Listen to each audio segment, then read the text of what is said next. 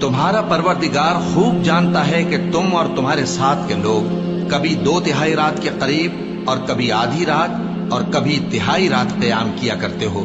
اور اللہ رات اور دن کا اندازہ رکھتا ہے۔ اس نے معلوم کیا کہ تم اس کو نبھا نہ سکو گے تو اس نے تم پر مہربانی کی، پس جتنا آسانی سے ہو سکے اتنا قرآن پڑھ لیا کرو۔ اس نے جانا کہ تم میں بعض بیمار بھی ہوں گے اور بعض اللہ کے فضل یعنی معاش کی تلاش میں ملک میں سفر کریں گے اور بعض اللہ کی راہ میں لڑیں گے، تو جتنا آسانی سے ہو سکے اتنا قرآن پڑھ لیا کرو، اور نماز قائم کرتے رہو اور زکوٰۃ ادا کرتے رہو اور اللہ کو نیک نیتی سے قرض دیتے رہو، اور جو عمل نیک تم اپنے لیے آگے بھیجو گے اس کو اللہ کے ہاں بہتر اور صلے میں بہت عظیم پاؤ گے،